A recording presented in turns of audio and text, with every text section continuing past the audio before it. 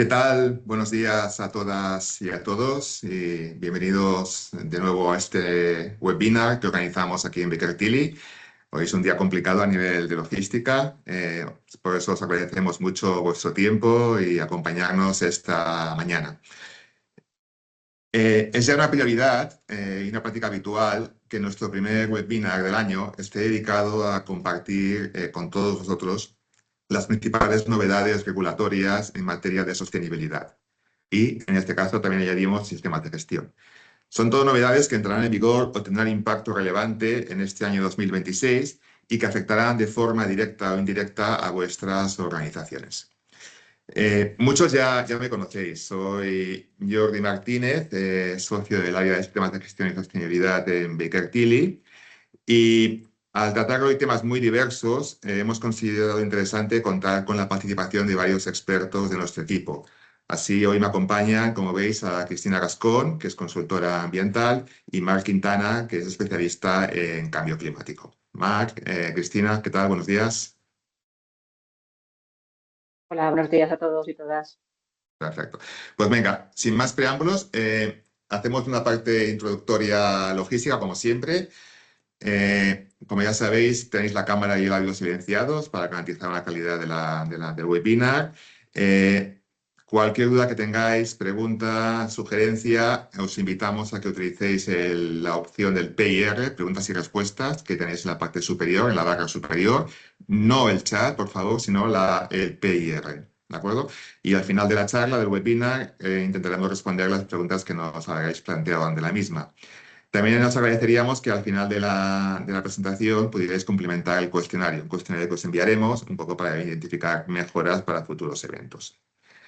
La sesión se está grabando y, como siempre, agradeceros vuestra asistencia al mismo. Pues venga, un minuto, creo que todos nos conocéis ya como Baker Tilly, somos Baker Tilly Iberia, ¿vale? Firma de servicios profesionales, 40 años de experiencia, miembro de la red de Baker Tilly Internacional, no voy a alargar mucho. Cuando hablamos de Baker Tilly Iberia hablamos de estas cifras y de esas oficinas. Como veis, hemos incorporado recientemente toda la parte de Portugal en las oficinas de Oporto y Lisboa, ofreciendo ahora un servicio a toda la península ibérica, España y Portugal. Y básicamente repasemos que nuestras principales soluciones o líneas de negocio son cuatro. La primera, que es la auditoría financiera. La segunda, que es todos los temas relacionados con fiscalidad y legal, los abogados y los aspectos tributarios. La tercera línea es toda la parte de transacciones, de M&A, compras, fusiones y adquisiciones de empresas.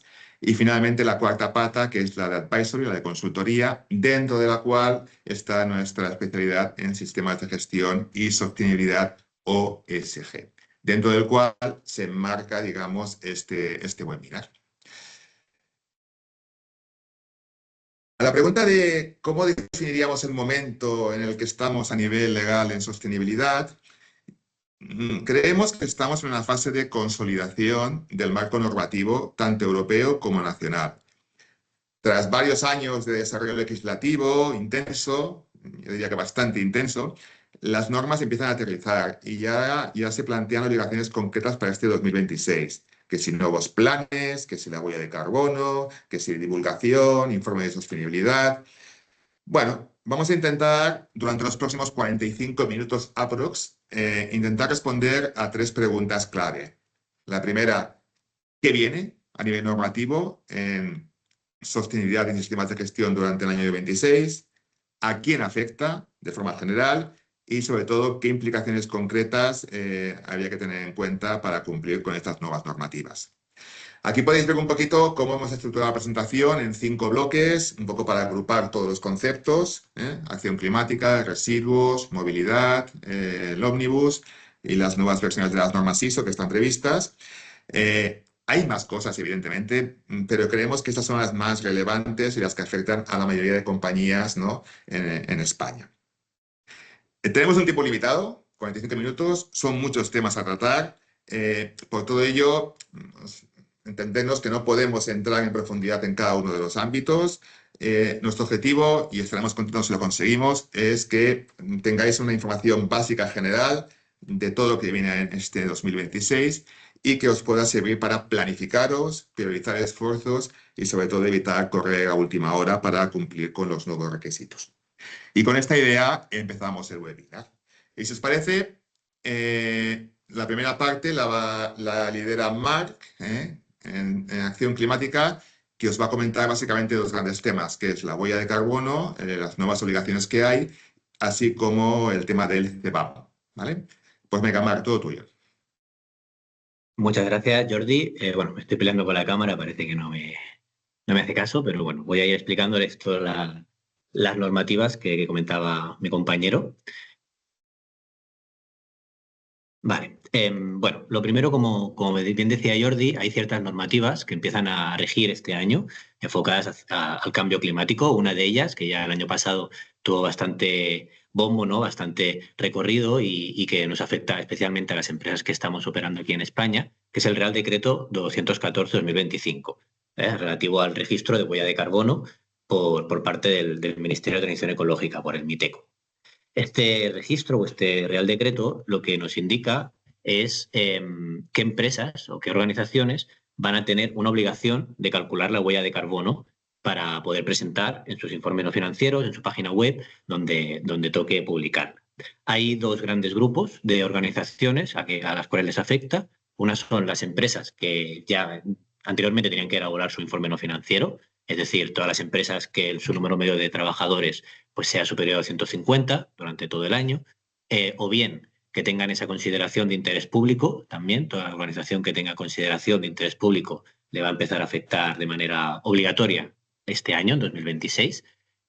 También todas las que tengan un activo consolidado superior a 20 millones de euros o que el importe neto de su cifra anual de negocios sea 40 millones durante los dos últimos ejercicios consecutivos. Algo nuevo que nos traía este Real Decreto es la obligación de todo el sector público estatal de hacer su cálculo de huella de carbono y registrarlo, como ahora os comentaré.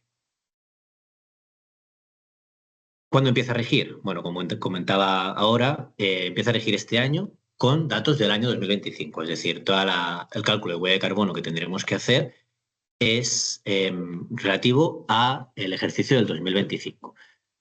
¿Qué nos pide? ¿Cuál es la obligación? Pues como comentaba, este cálculo anual, ¿no? Alcance, ya veremos ahora, 1 y 2 y el 3 de manera opcional. Una elaboración de un plan de reducción un poquito más complejo que el que hacíamos hasta ahora para los informes no financieros y la publicación de estos resultados, ¿no? De esta huella de carbono y de este plan de reducción. Publicación, como veremos, tanto en la página web como en el informe no financiero. No hay obligación de un registro de esta huella de carbono en el registro del MITECO, sí que lo habrá a futuro para el sector público estatal. Si vamos un poquito al detalle en cada uno de estos 4 puntos, simplemente comentar, ¿no? El cálculo de huella de carbono para las organizaciones privadas será obligatorio siempre y cuando pues, cumplan con los requisitos que hemos dicho anteriormente. ¿Y qué nos pide? Pues calcular el alcance 1 y 2, es decir, todas las emisiones directas de nuestra organización. El alcance 3 es optativo, ¿de acuerdo? Y en el sector público estatal empezará a ser obligatorio este alcance 3, que digamos es donde se engloba la mayor parte de emisiones indirectas, a partir del año 2028. Este resultado, este cálculo de huella de carbono, este inventario de emisiones de gases de efecto invernadero, se debe hacer utilizando los factores de emisión de la Oficina Española de Cambio Climático, los cuales se actualizan anualmente y se publican allá en mayo o junio porque dependen del mix eléctrico, del etiquetado del mix eléctrico. ¿De acuerdo? Por tanto, es buena práctica empezar a hacer un cálculo a inicio de año con los factores de emisión del año anterior y luego actualizarlo cuando salgan los nuevos factores de emisión. Este cálculo y la publicación posterior no requiere de una verificación externa, excepto si decidimos hacer el registro de estos resultados en el registro del Ministerio, ¿de acuerdo? Si se quiere hacer el registro para postular al sello de calidad de cálculo más reduzco, que por ahora serán estos, no parece que vaya a cambiar, sí que se debe hacer una verificación externa. Si no, simplemente queremos cumplir con la obligación, debemos hacer el cálculo y publicarlo.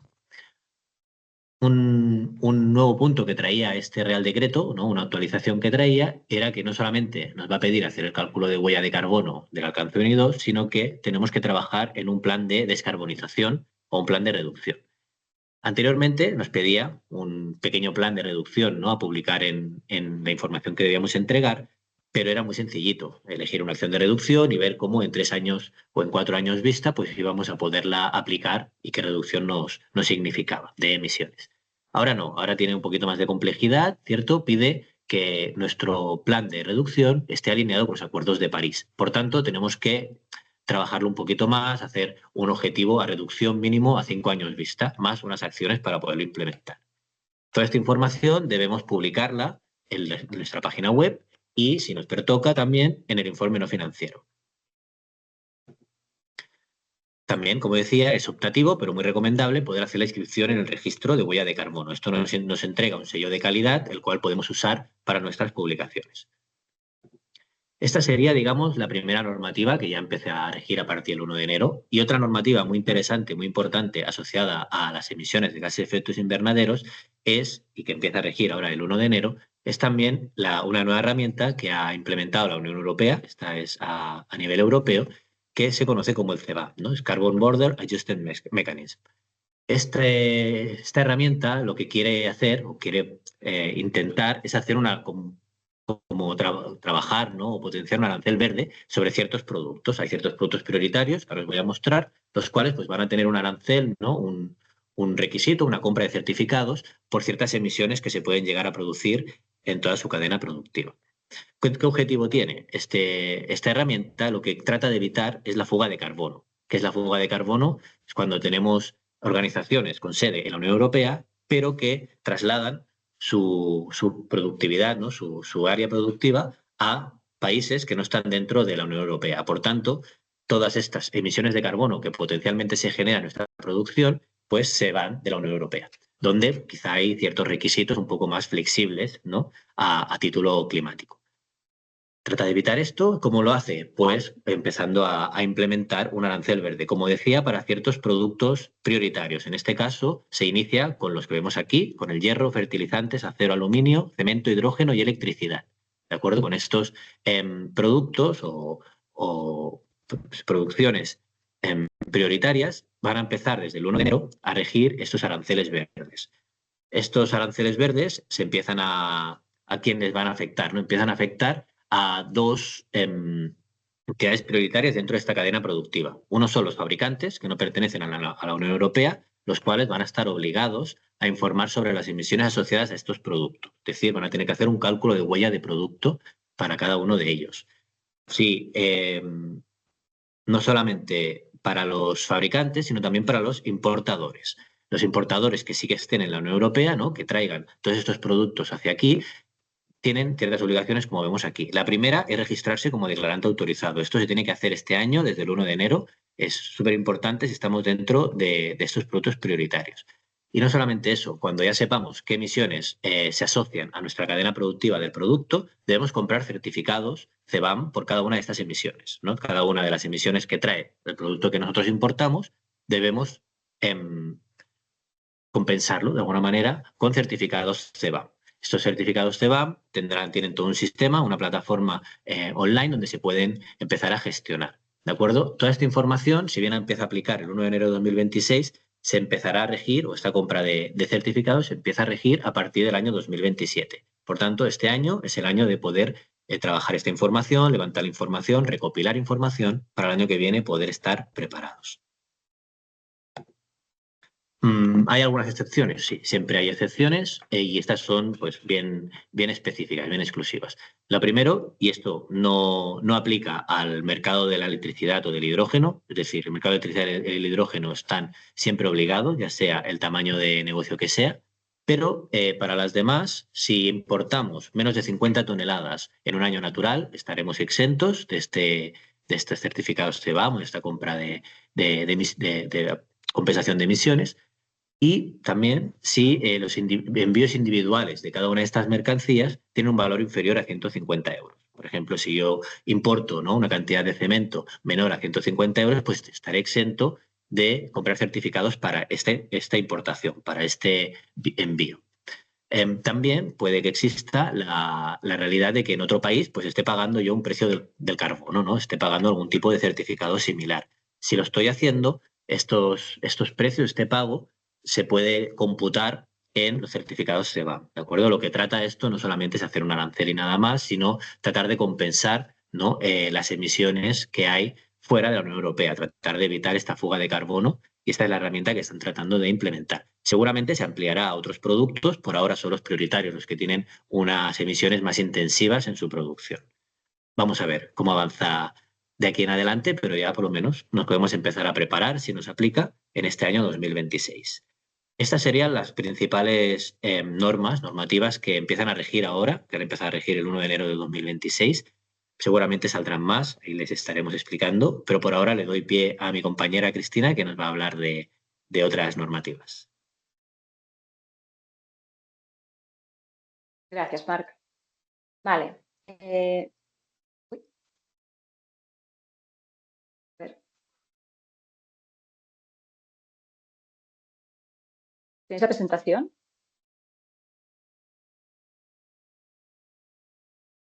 Hola, Cristina, sí se ve la presentación. No sé si Pues la no, ves tú. no, me ha desaparecido totalmente. Disculpad, ¿eh? No sé si la podéis volver a compartir.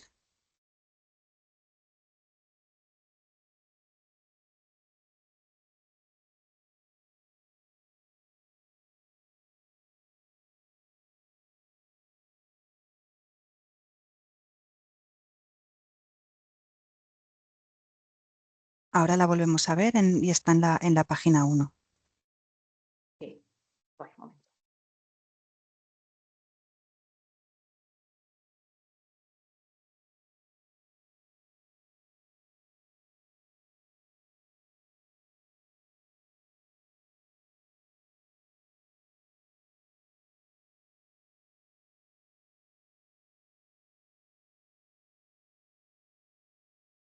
Vale, perdonad, ¿eh? De acuerdo. Buenos días. Os voy a explicar el tema a 3 normativas. En este caso empezamos por el tema de envases y residuos de envases. Supongo que todos habéis sufrido, o muchos de vosotros habéis sufrido durante estos años el nuevo Real Decreto del 1055 del 22 que rige toda la gestión de envases y residuos de envases en el sector nacional. Bueno, sepáis que en 2025 se publicó el Reglamento Europeo, también vinculado a envases y residuos de envases, con lo cual ahora lo que toca es integrarlo todo a nivel del nuevo del Real Decreto 1055. Se espera que haya algún tipo de modificación de este Real Decreto para poder encajar con todas las cosas, requisitos diferentes que hay en el Reglamento Europeo. Este Reglamento Europeo empezará a entrar en vigor, es aplicable a partir del 12 de agosto del 2026. ¿Cuáles son las diferencias a destacar entre el reglamento y el Real Decreto? Por un lado, el alcance. El concepto en general de productor de producto del Real Decreto era simplemente este productor de producto, esta organización, entidad, empresa que pone en el mercado los envases, en el mercado nacional. Este concepto se amplía a nivel de reglamento, no simplemente es el concepto de poner en el mercado, sino el de poner en el mercado, distribuir o usar este envase. Entonces, ahí entran en juego muchos más operadores. A nivel de diseño, también destacar que el Real Decreto ya tenía una serie de requisitos a nivel de diseño de los envases, pero tampoco entraba mucho al detalle en temas de, por ejemplo, de envases de multimaterial, de cartón y de plástico, u otros detalles. Este reglamento europeo armoniza todos estos criterios. A partir de ahora empezarán a tener objetivos de incluir, por ejemplo, porcentajes de plástico reciclado en los envases, tener también el concepto de reciclabilidad a nivel europeo muy claro, de qué es un envase reciclable y qué es un envase no reciclable, minimizar el peso y volumen de los envases. También entra al detalle en temas de sobreenvasado, intentar evitar el sobreenvasado de los productos, excepto en los casos en el que sea necesario, obviamente. O el que comentamos, ¿no? También los temas de multienvases de diferentes materiales. Evidencias. Bueno, el Real Decreto lo que pedía ahora a nivel de evidencias, sobre todo, era la declaración anual de envases, en la que se informaba anualmente de qué envases habían puesto en el mercado, por materiales, etcétera. Ahora, con todos estos cambios también de diseño, este reglamento pide que se pueda demostrar técnicamente todo el cumplimiento de este envase. Hará falta como una especie de dossier técnico específico de los envases en el que se quede claro esa evidencia de posibles de productos reciclables, de origen reciclado, de su contenido, sus especificaciones realmente más técnicas de este envase. En cuanto al etiquetado, también había a nivel de Real Decreto unas especificaciones de etiquetado de los envases en cuanto a su material y su destino de residuo. El nuevo reglamento también para todos armoniza para toda la Unión Europea los nuevos criterios de reciclado, con los mismos símbolos, la misma información, y también introduce el concepto de etiqueta digital, ¿de acuerdo? Con lo cual se reserva el concepto del envase con información más directa de tipo de material y dónde tiene que ir segregado, pero todos los detalles más técnicos de reciclabilidad, especificaciones técnicas y demás, que puedan consultarse a nivel de etiqueta digital. En cuanto a los datos, bueno, con todo esto que hemos dicho, el Real Decreto simplemente era más una gestión administrativa de estos datos, saber cuántos kilos se habían puesto en el mercado, materiales, etcétera. Con todos estos requisitos nuevos del reglamento, el dato va a tener que estar mucho más controlado, ¿no? Se tiene que evidenciar realmente en todo momento qué es lo que se va a poner en el mercado, cómo se va a etiquetar y que toda esta información sea coherente con lo que se declara. Otra normativa, en este caso la de deforestación, otro reglamento europeo, en este caso el de deforestación. Bueno, ya sabéis que la deforestación puede ser un tema causado de manera natural pues, por incendios como los que hemos vivido o plagas, pero en los últimos años la acción de la actividad humana es la que tiene más incidencia en la deforestación. Con lo cual, evidentemente, el objetivo es poder frenar esta deforestación. Al año se desaparecen en bosques la superficie equivalente a Grecia y los países, las áreas más afectadas son los países de América del Sur y de África. Por lo tanto, objetivos principales de este reglamento europeo, parar la deforestación, obviamente, reducir las emisiones de gases de efecto invernadero colaterales a las nuevas actividades que puedan haber o incluso a la pérdida de bosques que impide esta captación de CO2 y controlar la expansión agrícola. E igual que en el caso del CBAM que explicaba Marc, para esta normativa también se priorizan determinadas materias primas, no se aplican a todas. Las materias primas que están afectadas por este reglamento son el ganado bovino, el cacao, el café, el aceite de palma, la soja, la madera y el caucho. Por lo tanto, ¿a quién afecta? A cualquier operador de la cadena alimentaria que se dedique a importar alguna de estas 7 materias dentro de la Unión Europea, de fuera de la Unión Europea, que la introduzca dentro del mercado europeo. También afectará a las empresas que transforman estas materias primas y a las que hacen la distribución dentro del mercado europeo y también a las que exportan fuera de Europa estas materias primas. ¿Qué es lo importante? Según el tipo de figura, si es importador, transformador, etcétera, grande o pequeña empresa, habrán diferentes requisitos, pero lo más importante es que para los importadores que introducen dentro del mercado europeo estas materias primas, tendrán que establecer una diligencia de vida. La diligencia de vida la tendrán que registrar a nivel europeo y obtendrán un número de registro. ¿En qué consiste esta diligencia de vida? Pues hay como estas 3 fases, ¿no? Primero, recopilar información. Lo importante, garantizar que la materia prima proviene de bosques que no han sido degradados a nivel forestal, no sufren esta deforestación, a partir del 31 de diciembre de 2020. ¿De acuerdo? Garantizar que están libres de zonas que están deforestadas. Garantizar también que se cumple con la normativa local del país de origen y, sobre todo, que sean trazables con la parcela de origen, ¿vale? A nivel georreferenciado, que sean trazables con esta parcela. Con toda esta información recopilada, se evalúa el riesgo. Pueden haber diferentes riesgos, pues desde pérdida de trazabilidad, mezcla de materias primas, corrupción, etcétera. Y después mitigar el riesgo. Establecer acciones con los riesgos más importantes, pues estas acciones correctivas para que no puedan ocurrir, como por ejemplo auditorías por parte de terceros. Toda esta declaración, esta diligencia de vida es la que se reporta a nivel europeo y se obtendrá este número de registro. Por lo tanto, otros grupos como transformadores y distribuidores lo que tendrán que mantener siempre es la trazabilidad de este número de registro europeo. En algunos casos también se pedirá una diligencia de vida, pero coherente a la diligencia de vida de origen. Cuando entra en vigor esto, en un principio ya entró para grandes empresas a 20 de diciembre del 25 y para las micro y pequeñas empresas a partir del 3 de junio de este año 2026. Por lo tanto, Si alguno de vosotros tenéis en la empresa establecidos sistemas de gestión, pues bueno, este es un requisito nuevo a tener en cuenta pues, a nivel de riesgos que pueda comportar. Y tema de desperdicio alimentario. Nueva normativa, ley 1 de 2025. Prevención de las pérdidas y desperdicio alimentario. No hace falta explicar mucho todos los problemas que conlleva el tema de desperdicio alimentario. España es el 7º país de Europa a nivel de desperdicio alimentario con estos 26 kilos por persona calculados. Por lo tanto, esta nueva ley claramente tendrá como objetivo reducir el volumen de estos comestibles, estos alimentos que acaban siendo un residuo, fomentar la economía circular y, sobre todo, priorizar el consumo humano antes de que se acaben destruyendo.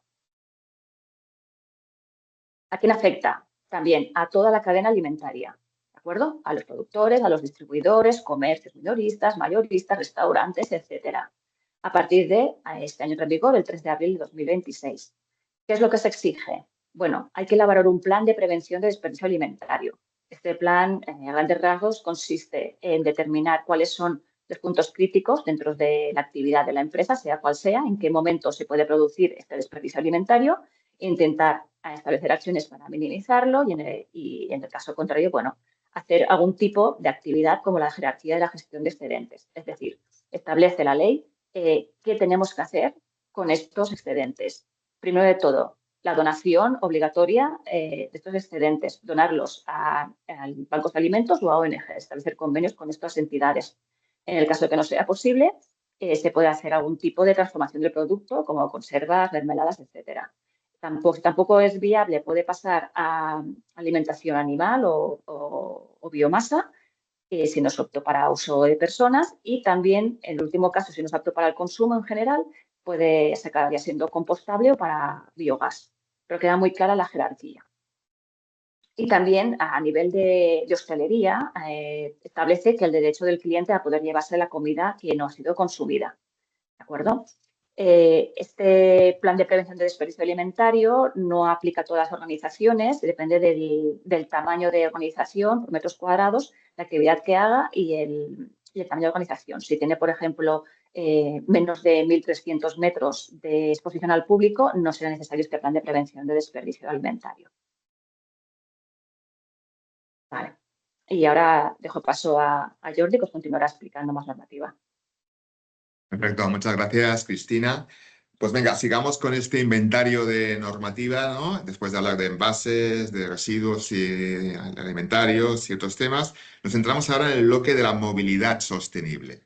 Yo creo que hoy especialmente es una época, un momento complicado, todos lo conocemos por los incidentes que han pasado últimamente y de hecho también por el conflicto que hay hoy con profesores que dificulta mucho la movilidad.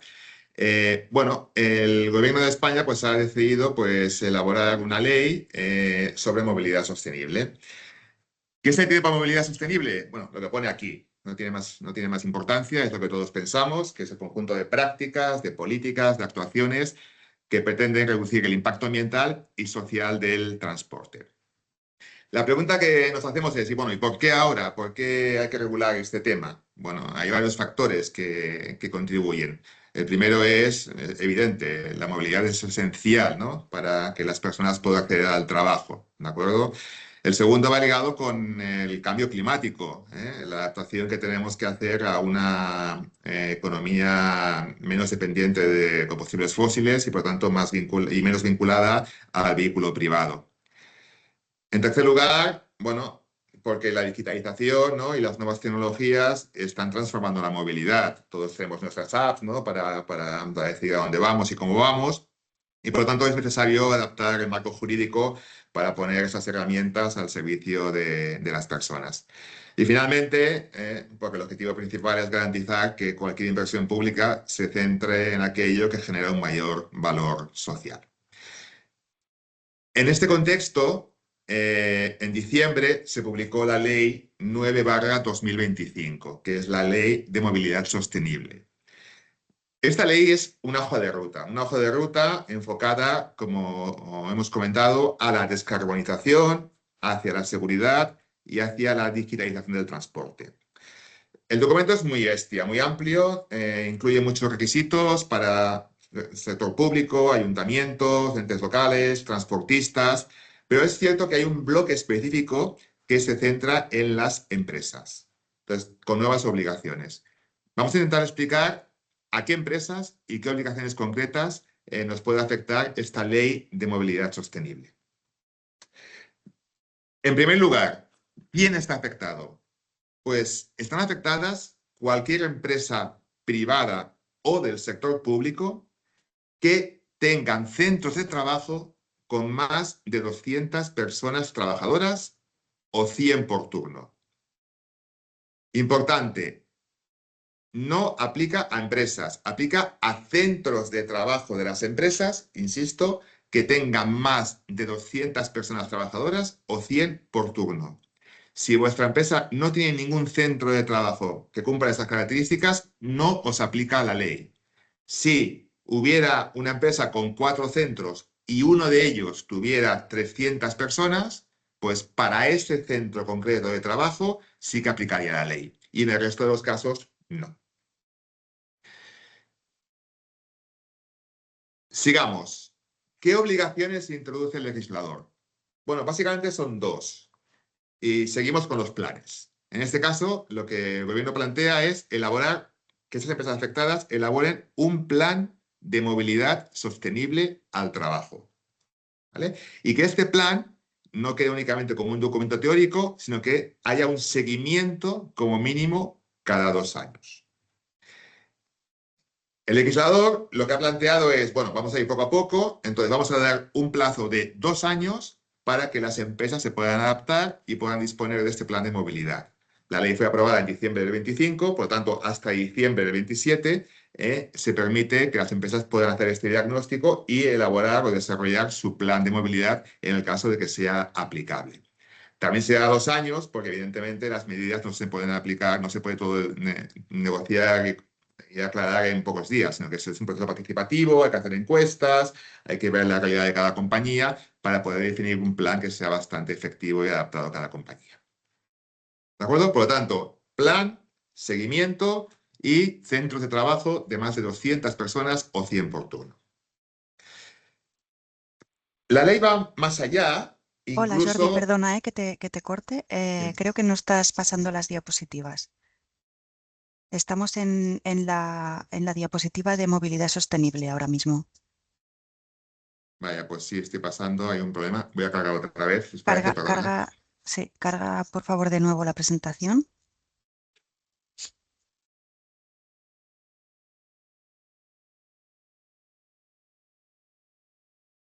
Venga, ya está cargada, enseguida comparto.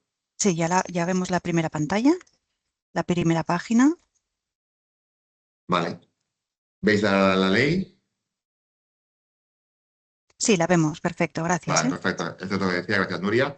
Vale, y esto es lo que comentaba anteriormente, lo que hemos hablado antes se centra en esta transparencia, ¿de acuerdo? Que indicábamos a quién aplica, qué hay que hacer y cuándo, ¿de acuerdo?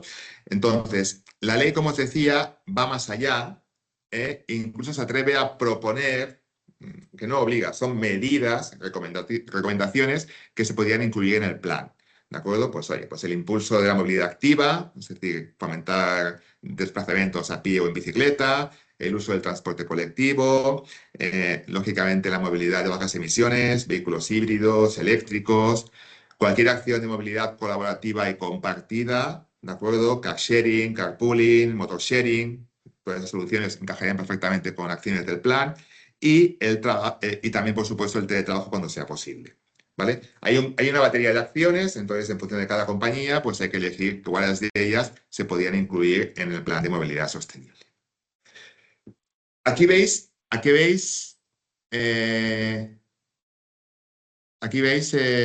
pasan bien las transparencias, Nuria?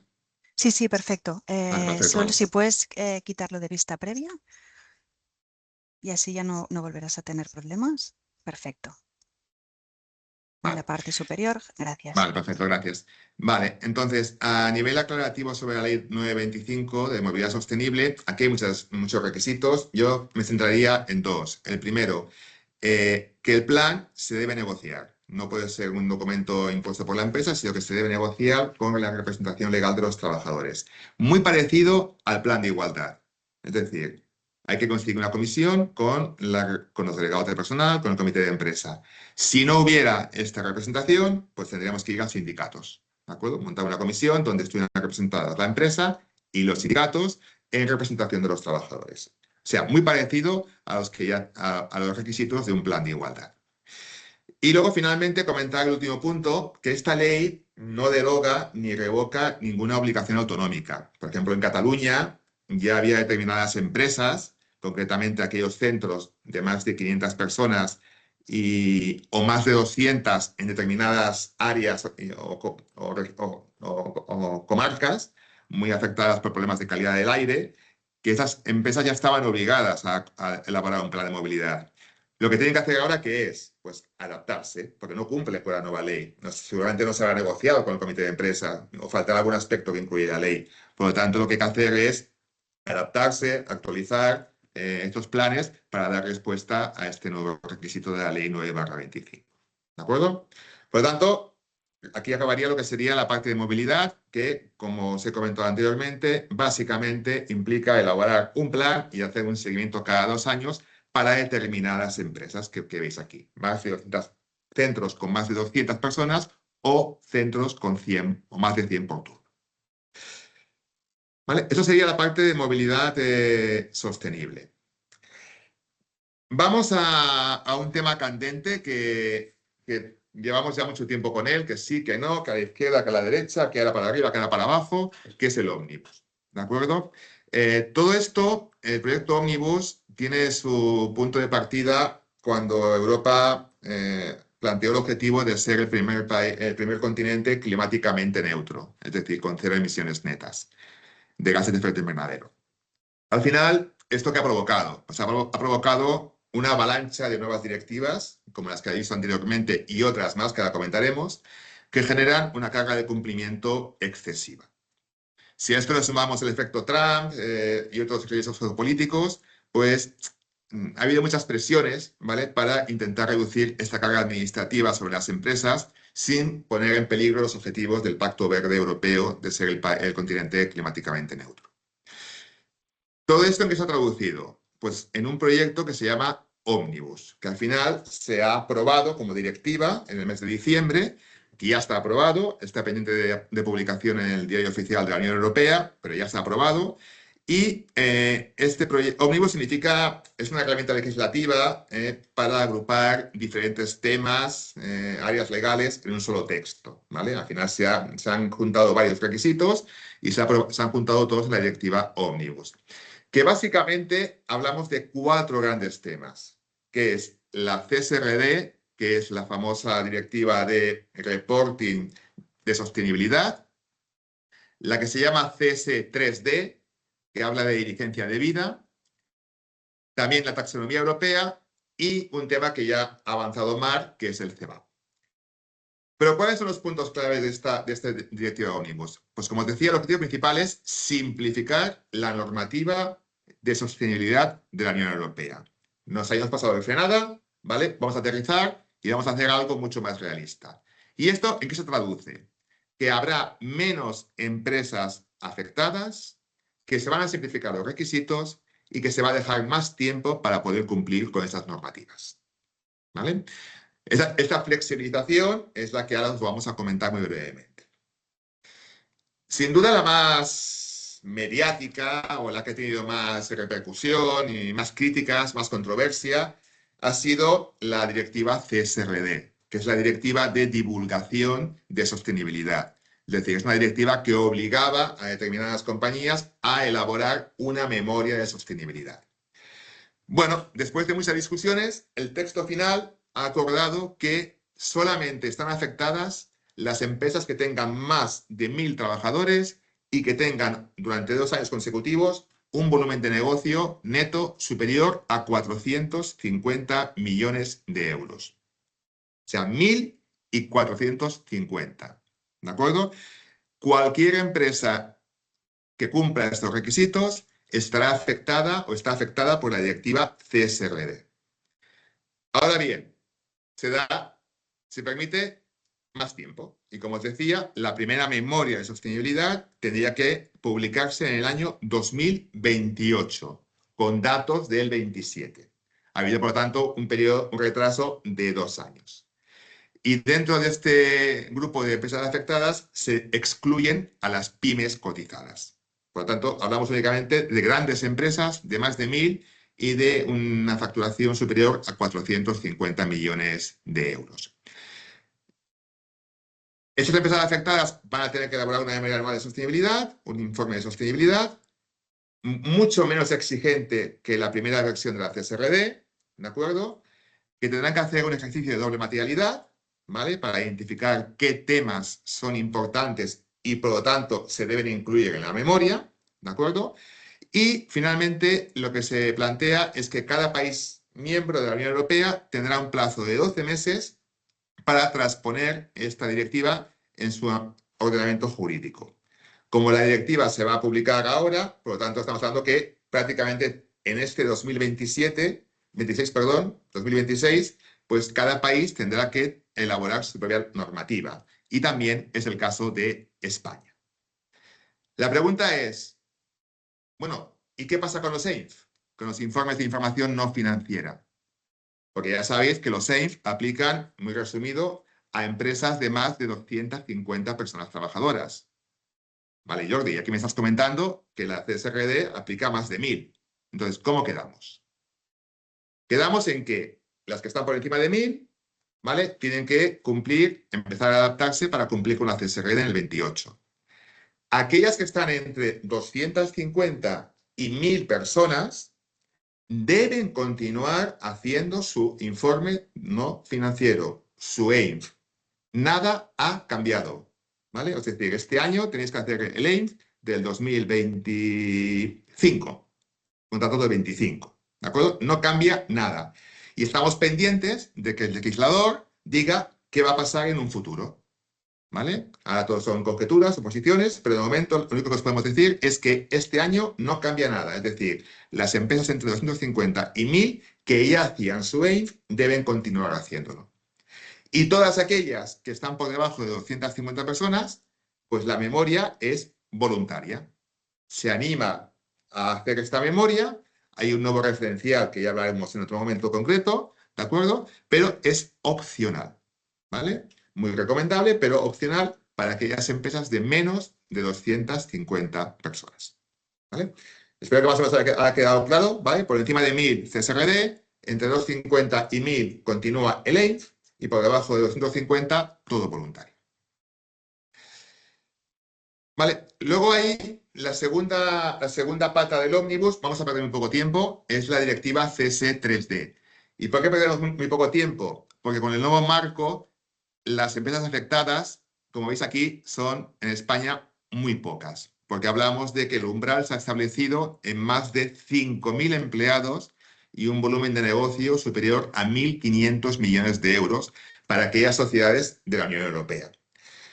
Entendemos que la mayoría de vosotros, por no decir todos, no llegáis a esos umbrales, por lo tanto, para la gran mayoría de empresas en España no aplica la directiva CS3D.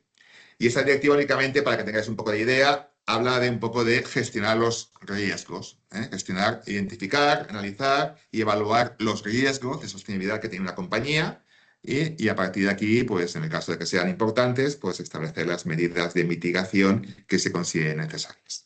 ¿De acuerdo? No vamos a entrar más en el tema, porque insisto, la gran mayoría, por no decir todos vosotros, estáis exentos de cumplir con esta directiva CS3D. Bueno, y vamos a acabar con tal vez el tema más desarrollado en España a nivel de normativa, que es las normas ISO, ¿vale? Concretamente la 9001 y la 14001, que están en proceso de revisión. Vamos a intentar aclarar en qué fase estamos, qué hay que hacer, qué recomendamos, ¿de acuerdo?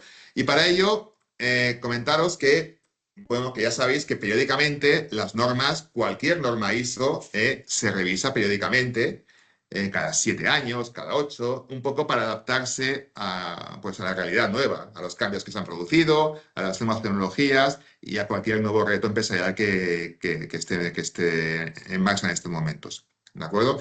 La primera norma fue, la 9001, fue creo que en el año 1987 y desde entonces se han producido diferentes procesos de revisión. Actualmente, las versiones que están en vigor de la 9001 y de la 14001, como ya sabéis, son del año 2015, mientras que la 45001, que es la de seguridad laboral, seguridad laboral, es del año 2018. Vamos a explicar un poco en qué consiste el proceso de revisión de una norma, ¿vale? Todo parte de una propuesta, ¿eh? Una propuesta de, oye, hay que adaptarse, hay que modificar el contenido de esa norma. Se constituye un grupo de trabajo, un comité técnico, que desarrolla un borrador de proyecto. Este borrador, ¿de acuerdo?, se publica. Se publica como norma DIS. Es un borrador. Y este borrador se somete a la consulta de varias partes interesadas. Hablamos de las entidades de normalización de cada país. En España la entidad de normalización es UNE, una norma española. Pues UNE es la entidad que se dedica a publicar normas. Pues ISO consulta a UNE. Pero no solamente a las UNE de cada país, sino también a certificadoras, a consultores, a expertos, cualquiera que pueda tener, digamos, que aportar un valor añadido en el proceso de desarrollo de esta norma. Con todas las aportaciones que se realizan, ¿vale?, se revisa el texto y se publica el borrador final, que el borrador final se llama FDIS. Y este FDIS es el que los organismos ISO de cada país, en España UNE, votan. Y si hay 2/3 a favor, pues la norma se aprueba, ¿de acuerdo? Y se publica de forma definitiva. Ese es el proceso de revisión de una norma. La pregunta es, bueno, ¿en qué fase nos encontramos actualmente respecto a las normas ISO 9001, 14001 y también la 45001 que también se está revisando? La que está más avanzada es la 14001. ¿De acuerdo? Es la 14001, que está en la fase de votación del borrador final. De hecho, está previsto acabarlo a principios de marzo. Y la idea es que si no hay ningún hecho relevante, ningún incidente importante, la nueva versión de la 14001 se apruebe formalmente y se publique en abril de este año, dentro de 2 meses. A continuación está la ISO 9001. La ISO 9001 está todavía en fase de borrador inicial, el DIS, ¿vale? Por lo tanto, está en fase de consulta y falta, pues, introducir los comentarios que se consideren oportunos, publicar el borrador final y votarlo. Con todo ello, la previsión es que nos vamos a septiembre de este año. No antes de septiembre tendremos la nueva versión de la norma ISO 9001. Y a la cola tenemos la ISO 45001. ¿Por qué está a la cola? Porque de hecho están trabajando en el proyecto de norma. Es decir, no hay nada definido todavía. Es un proyecto, están trabajándolo y la previsión es que la 45001, la nueva versión, se publique a finales del próximo año 2027. La primera impresión al leer los borradores, ya sea el final o el primero de las normas, es que no se trata de cambios disruptivos, sino que son bastante moderadillos, ¿de acuerdo? Por decirlo de alguna manera. Normalmente hay una revisión más profunda y la siguiente es más light. Bueno, pues ahora nos encontramos en esta fase de cambios más sencillos, más pequeños, ¿vale?, para adaptarse a la nueva realidad actual que estamos sufriendo. Y de hecho, las normas también van a incluir un anexo donde van a dar orientaciones, recomendaciones de cómo abordar ciertos aspectos o ciertos requisitos. A fecha de hoy, que no quiere decir que sea el documento final, porque insisto, estamos en fase de desarrollo de las normas. ¿Cuáles son los aspectos más importantes que se están planteando, los cambios más importantes? Bueno, a nivel de ISO 9001, el primero es la integración del cambio climático en el análisis del contexto, que esto es la adenda ya que se introdujo hace unos meses y se confirma. Es decir, tenemos que determinar si el cambio climático impacta o no en el sistema de calidad. El segundo aspecto es que se promueve el comportamiento ético y la cultura de calidad. Por lo tanto, se introduce la parte de ética. A nivel de riesgos y oportunidades, también lo que dice la norma es que vamos a diferenciar claramente ambos conceptos. Ahora todo va junto, digamos, y de hecho se da mucha más importancia a los riesgos, pues ahora habrá un apartado diferente para riesgos y otro para oportunidades. Y la idea es potenciar mucho más el concepto de oportunidades, en positivo, ¿no? Es decir, qué oportunidades podemos aprovechar e incorporar en nuestro sistema de gestión de calidad. Y finalmente, en la toma de conciencia, sensibilización, pues vuelve a salir el hecho de que el personal debe ser consciente de la cultura de calidad y la conducta ética. ¿De acuerdo? Bueno, esas son las ideas que salen, ¿vale? Cambio climático, ética, oportunidades, y yo diría que son los conceptos clave. Insisto, hemos de ver cómo va a evolucionar el texto definitivo. Al nivel de 14001 está más avanzado, como os decía, está en FDIS. La experiencia nos dice que entre el FDIS, la versión borrador final, y la norma no acostumbra a haber cambios significativos, pero bueno, nunca se sabe. Y aquí básicamente veis los 5 principales cambios que hemos identificado. El principal es el cuarto, que habla de gestión del cambio. Esa es la principal novedad de la norma, que un poco lo que te dice es, oye, cuando tengamos que modificar algo relevante relacionado con la gestión ambiental, sentémonos, hagamos un análisis previo, identifiquemos qué impactos negativos conlleva esa decisión y si conlleva alguno de ellos, pues cómo se puede hacer para minimizarlos. ¿Vale? Pongo un ejemplo. Si decido, yo qué sé, cambiar la caldera de gas por otra eléctrica, la idea pinta bien, ¿no? Menos emisiones, menos cambio climático, perfecto, pero surgen nuevos impactos. Es decir, seguramente habrá un mayor consumo energético. Y segundo, ¿y qué hacemos con los residuos? Con la caldera antigua. ¿Dónde va? ¿Cómo gestionamos los residuos? ¿De acuerdo? Bueno, pues todas estas preguntas son las que debemos de formular y tiene que estar todo planificado y documentado ante cualquier cambio relevante que pueda afectar al sistema de gestión ambiental. Se refuerza el concepto del ciclo de vida, nada nuevo, es decir, qué pasa aguas arriba y qué pasa aguas abajo, ¿vale? ¿Qué pasa con mis proveedores? ¿Qué pasa con el destino final de los productos? Tras su vida útil, ¿vale? Y la norma también habla de controlar no tanto los procesos subcontratados, sino solamente aquellos procesos relevantes para el sistema de gestión ambiental, ¿vale? Es decir, cualquier proveedor que tenga un impacto ambiental relevante en el sistema. Centrémonos en ellos. ¿Vale? Como veis, no son cambios significativos, ¿de acuerdo? Son básicamente precisiones, notas, algún tema más, pero en que en ningún caso implica una orientación, un cambio de rumbo del concepto de estas dos conocidas normas. Por lo tanto, ¿qué os aconsejamos? Primero, tranquilos, ¿vale? Hay que estar atentos, informarse, ya os informaremos de las novedades, pero tranquilos, porque, insisto, no hay ninguna norma publicada. Son borradores o borradores finales, sujetos a cambio. Por lo tanto, atentos, pero no hay que correr, empezar a modificar documentación. No, tranquilos. Esperemos a ver cómo evoluciona y cuando el documento esté aprobado, entonces ya hablaremos.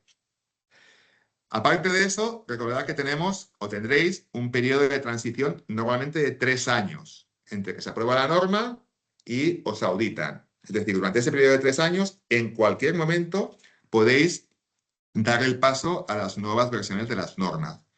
Incluso se está barajando que sea menos tiempo esta vez. ¿Por qué? Porque los cambios son menores. Pero bueno, todo esto se debe acabar de confirmar. Y luego recordar que no hay que esperar a la auditoría de renovación. Es decir, en cualquier momento en este periodo de 3 años, ya sea auditoría de seguimiento o auditoría de renovación, se puede aprovechar para hacer el cambio a las nuevas versiones de las normas. ¿Vale? Por lo tanto, insisto, bien, atentos, que sepáis que está este proceso en marcha, pero no aceleremos nada. Es decir, esperemos a que todo esto esté acabado, digamos, para ver realmente en cómo afecta a las organizaciones. Bueno, eso es un poco todo lo que os queríamos comentar. Yo, por resumir brevemente en un minuto, está claro que hay una mayor presión normativa en todos los ámbitos, ya lo hemos visto, que si la huella de carbono, que si la memoria de sostenibilidad, que si el plan de movilidad sostenible, ahora las normas ISO, ¿de acuerdo? Es una normativa extensa, compleja, muy variada, que abarca muchos frentes, de eso no hay ninguna duda. Por mucho que se haya simplificado, sigue siendo extensa y compleja. Como veis, la mayoría de requisitos afectan directamente a las grandes empresas, más de 200 personas en un centro de trabajo, más de 1000 en el caso de la memoria de sostenibilidad, la huella de carbono a los que hacen los AIM, o sea, son grandes empresas, pero es cierto que de manera indirecta tendrá un efecto cascada sobre todos nosotros, sobre las pequeñas y las medianas empresas, sobre las empresas familiares, ¿vale? Eso es evidente. ¿Por qué? Porque aparte de la presión normativa, está la presión o las exigencias del mercado, ¿vale? ¿Qué nos piden los grandes clientes, ¿no? Y lo que estamos viendo es una tendencia gradual y progresiva de que cada vez se están incluyendo cláusulas contractuales de sostenibilidad con los clientes, con los proveedores. Oye, pues a partir de ahora, cúmpleme esto, esto, esto y lo otro. ¿De acuerdo? Y si quieres concursar, además, has de demostrar que tienes un plan de igualdad o que estás haciendo algo para reducir la huella de carbono, y yo. ¿De acuerdo? Por lo tanto, son cada vez requisitos más exigentes. Aparte de eso, vale, las pequeñas empresas no tienen que hacer una memoria, pero tienen que dar información a las grandes, a sus clientes, para que hagan su memoria. Por lo tanto, es evidente que habrá una creciente demanda de requisitos de información de las pequeñas a las grandes. Y no tenemos que olvidarnos de que cada vez más, para acceder a la financiación, los bancos o entidades financieras están pidiendo que la empresa haga algo en temas de sostenibilidad, que tenga un plan, que se comprometa con el cambio climático, que haga algo, que tenga una hoja de ruta, un plan, ¿de acuerdo? Para poder acceder a financiación en condiciones más ventajosas, ¿vale? Por lo tanto, yo os diría que hemos hablado de muchas novedades normativas, es cierto, que por supuesto hemos de cumplir, ¿vale? Es decir, y prepararnos y adaptarnos para cumplirlas, pero el mensaje tiene que ser diferente. Vamos más allá de cumplir la normativa, ¿vale? Que por supuesto lo haremos. El reto es integrar la sostenibilidad, digamos, en nuestra estrategia de negocio, en nuestra gestión diaria. Sin duda, las empresas que lo hagan, ¿no?, serán más eficientes, tendrán mucha más confianza por parte de los clientes, de los inversores, de entidades financieras y se podrán diferenciar en el mercado, ¿vale? Podrán incrementar su cartera de productos más sostenibles y, apostando por la sostenibilidad, pues bueno, tendrán un factor diferencial que a lo mejor otros no tengan. En este camino es el que os animamos, ¿no?, a que todos, ¿no?, a que emprendáis, insisto, más allá del mero cumplimiento normativo que ha sido el objetivo de esta charla de hoy. Y en todo este proceso, por supuesto, encantados y muy ilusionados de poder acompañaros en este proceso desde Baker Tilly Iberia. ¿De acuerdo? Pues eso es un poquito lo que os queríamos comentar. Si os parece, pasamos a las preguntas, ¿de acuerdo?, que nos habéis formulado, que son unas cuantas. Vamos a priorizar, si os parece. Entonces, la primera... hay unas cuantas. Vale. Hay una pregunta que es, ¿las empresas con una media de personal inferior a 250 personas están obligadas a disponer de un plan de sostenibilidad? No. Nadie está obligado a tener un plan de sostenibilidad formalmente, ¿vale? Otra cosa es que las empresas de más de 250 o menos de 250 lo hagan, ¿vale?, tengan una hoja de ruta para priorizar sus objetivos y sus actuaciones. Pero en teoría no hay ninguna legislación normativa que obligue a elaborar un plan de sostenibilidad. Para nadie. Otra cosa es que sea muy recomendable y altamente recomendable, ¿vale? A ver. Resuelvo las mías y luego os paso, Marc, Cristina. Si una empresa ya ha comenzado a publicar memorias, debe seguir haciéndolo. Es lo que os decía antes. Si estáis haciendo una memoria AIMF, un informe AIMF, debéis continuar haciéndolo hasta nueva orden. Hemos de esperar a ver cómo se transpone la directiva en España, pero de momento no cambia nada. Si sois una empresa no obligada a hacer un AIMF, es decir, que lo hacíais de forma voluntaria, pues lo lógico es que continuéis haciéndolo de manera voluntaria, ¿de acuerdo? Pero si sois por debajo de 250, no estáis obligados. Otra pregunta. La CSRD, una aclaración. ¿Cuándo cumple? O sea, ¿a qué empresa se aplica, digamos, ¿no? Insisto, repito, es más de 1.000 empleados y a la vez, ambos criterios, más de 450 millones de euros de facturación. Se deben dar ambos criterios durante 2 años consecutivos. ¿De acuerdo? Vale, y luego... A ver, ¿qué más tenemos por aquí? No sé, Nuria, si hay alguna pregunta más.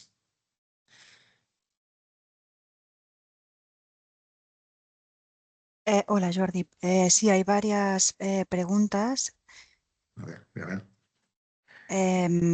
Mira, la última que nos han mandado es, se está revisando también la ISO 50.001. 50001-2018.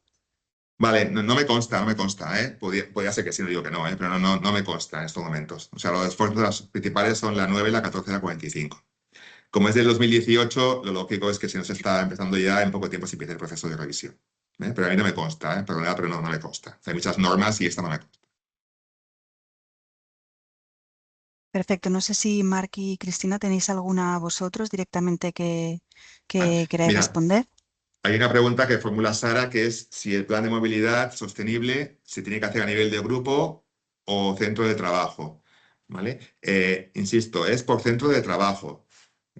Si tenéis 5 centros de trabajo y ninguno de ellos llega a 200 personas trabajadoras, no hay obligación de elaborar un plan de movilidad sostenible. Si tenéis 2 centros, uno con 300 personas y otro con 199, poniéndonos en el extremo, solo estáis obligados a elaborar un plan de movilidad sostenible en el primero de los centros, el que sobrepasa las 200 personas trabajadoras. ¿Vale? No sé, Cristina, Marc, si hay alguna pregunta que veis que... No, jo diria que les de la meva part ja les has respost. Hi ha una, però diria que bueno, ho hauríem de revisar bé. No? Gracias. Vale. Sí. Hi ha una pregunta que ens fan de les escoles, però jo crec que ho hauríem de mirar bé. Aviam si la trobo.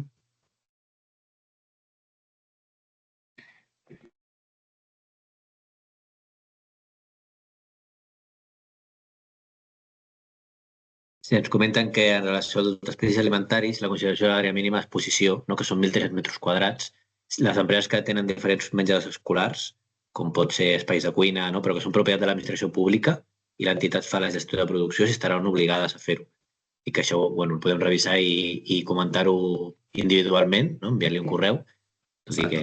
Vale. Sí, en un principio son 1.300 metros agregados, o sea, serían diferentes comedores, se tenía que sumar todo el espacio de los comedores.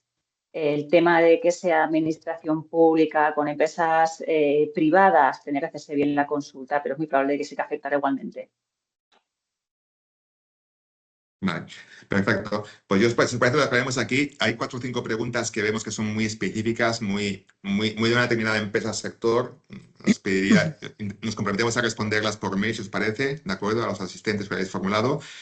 Y yo creo que con esto, en principio, daríamos por cerrada este webinar, ¿vale? Entiendo que son muchas normativas, hemos intentado ser muy escuetos, un poco para que tengáis claro, oye, ¿me aplica? No me aplica.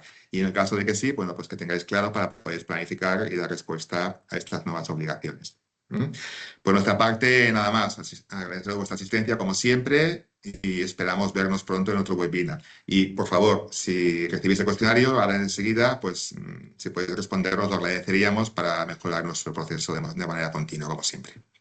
Muchas gracias. Pues venga, muchas gracias a todos y nos vemos pronto. Gracias. Adiós.